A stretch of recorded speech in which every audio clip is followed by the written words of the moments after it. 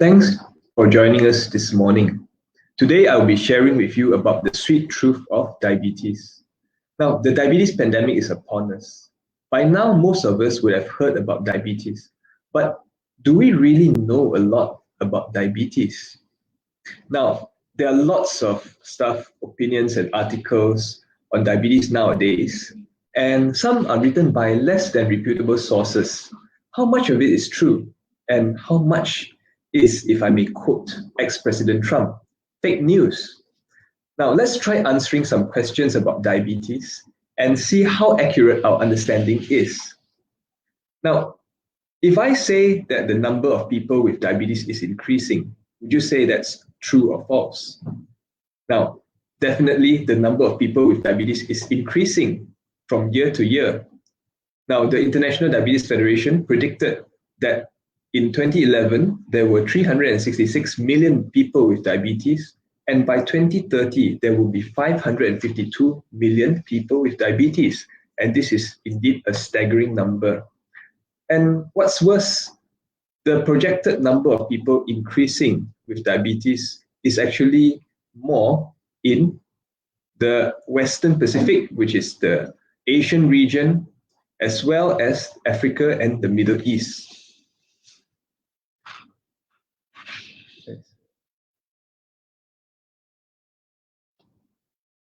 Now, this has actually caused the Western public to even label diabetes as an Asian disease. And it's no surprise that diabetes is indeed straining worldwide healthcare budgets. In our own country, in Malaysia, our National Health and Mobility Survey actually found that 1 in 5 adults in Malaysia have diabetes. And the problem is, many of our Malaysian public do not know that they themselves have diabetes. And what's worrying is the proportion of people who do not know that they have diabetes is higher in the younger age group, especially those people who are aged below 39. So I've had recent experiences with people who are very young who have been diagnosed with diabetes. Just this past week, I've had actually a young lady who was 25 years old who just went for screening and found that she has diabetes, and another patient who actually had a leg infection, and then when he got screened, was also found to be diabetes, and he was only 32 years old. Now, one statement that you may hear being said is diabetes is caused by eating too much sugar. Now, would you say that that is true or false? In fact, that is not entirely true. The fact is that type 1 diabetes is caused by genetics, it's an autoimmune disease, and there are unknown factors that trigger its onset. And type 2 diabetes is caused by genetics as well as lifestyle factors. Now, I'm sure you all know who this lady is. One of the Bond girls, one of the highest paid actresses in Hollywood. Even she has diabetes as well. So diabetes is not something that is too far from us, actually. Most of us also would have probably had a friend or relative with diabetes. Now, what do these people have in common? Vanessa Williams, a beauty queen, former beauty queen, and also a singer. Nick Jonas of the Jonas Brothers, and also ex-British Prime Minister Theresa May. They all actually have type 1 diabetes. And how about these two gentlemen? Randy Jackson, Tom Hanks, they actually have type 2 diabetes as well. So diabetes is indeed a big problem. And there are also many myths or questions that people have and things that are probably misconceptions. So I've attempted to address this in my article in The Star last year. And I've also written articles on this in my website. So, introduction about diabetes is actually a term derived from the Greek word diabetes, meaning excessive discharge of urine, and mellitus is a Latin word meaning honey or sweet. Historically, before modern testing methods, doctors would actually taste a patient's urine if they suspected the person had diabetes. I'm very glad I don't have to do this anymore. In fact, ancient Indians did test for diabetes by looking at whether ants were attracted to a person's urine. And do you know the urine of a diabetic contains so much sugar that it can be purified and made into a high-end single malt whiskey. Now, there are a number of risk factors that actually predispose a person to diabetes. Of course, diabetes can affect anyone, but there are some risk factors that will make someone more likely to develop type 2 diabetes.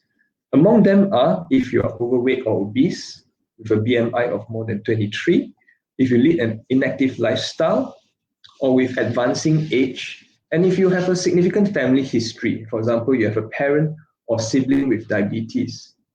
And if also you have had a history of gestational diabetes, which is diabetes that occurs in pregnancy. So I've also shared regarding this in another video posted on my YouTube channel. To find it, you can type my name in the search bar and you will get access to several videos on various aspects of diabetes as well. Other risk factors that will predispose someone to have diabetes is if they have already had pre-diabetes, which is either impaired glucose tolerance or impaired fasting glucose, if they have abnormal blood cholesterol or lipid levels, or if they have high blood pressure as well. Now, what are the common symptoms of diabetes? Now, some patients may not even have any symptoms. They can be asymptomatic. But there are also some symptoms that, if experienced by a person, would make it sort of trigger them to probably go and get checked. So I would advise you, if you have these kind of symptoms, please go for screening.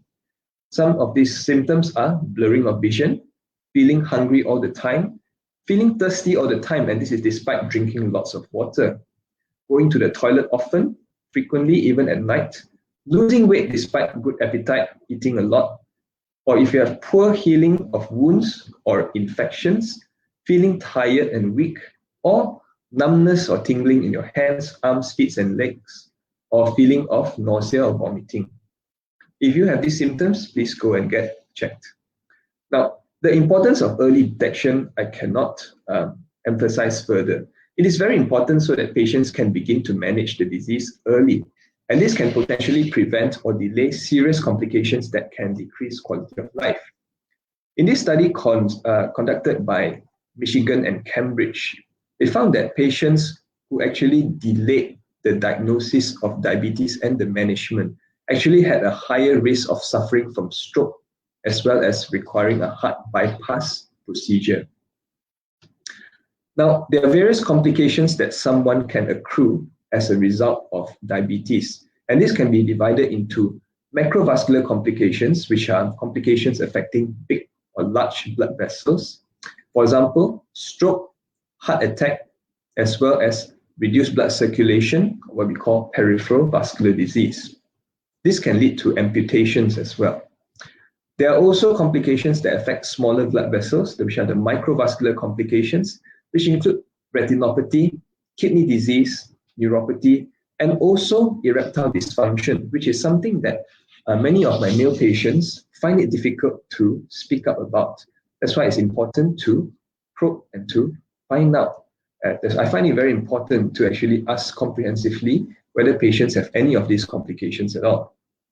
So I would like to thank you for your kind attention. This is actually the first of a two-part series on the sweet truth of diabetes. So I encourage you to join me next week as I go into the next topics regarding diabetes. For example, screening as well as monitoring, and also medications and treatment. I'm happy to answer any questions if you have.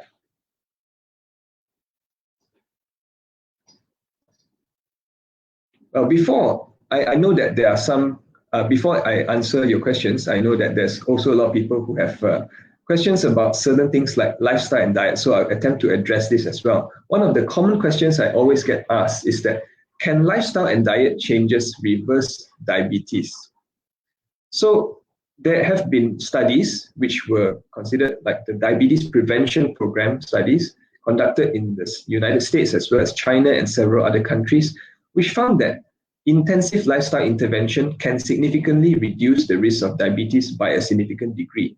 If someone can practice very strict adherence to good dietary habits, weight loss, and exercise, there is a chance that the risk of progressing from pre-diabetes to diabetes can be reduced. But can you fully reverse diabetes?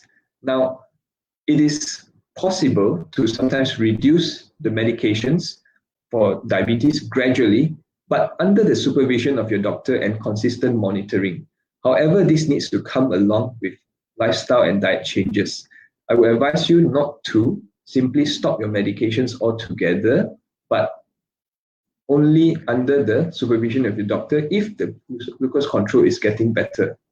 To reverse diabetes is probably difficult because diabetes is a lifelong condition. It is a progressive disease. As we age, our pancreatic function tends to deteriorate with time.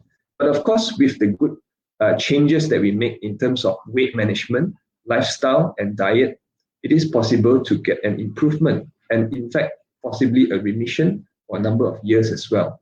But always do this with proper supervision and advice from your doctor. So to check out more articles and information, you can look at my website or follow my Facebook page, and I'll be happy to answer any questions you have.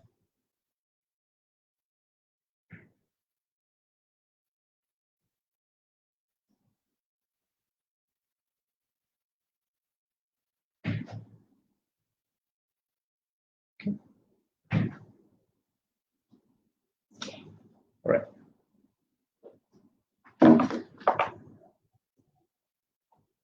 Okay, we're getting the questions up.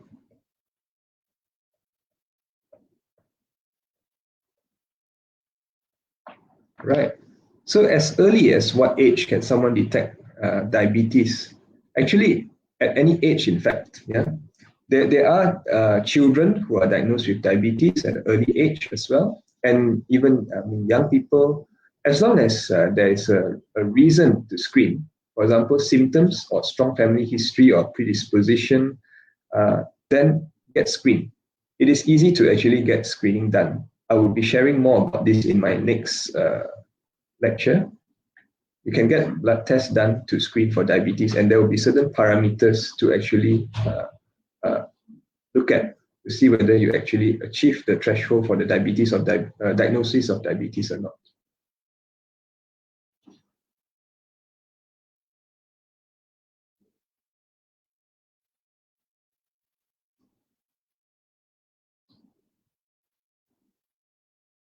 Yes. Okay, then thank you very much, and I hope to see you next week. Goodbye.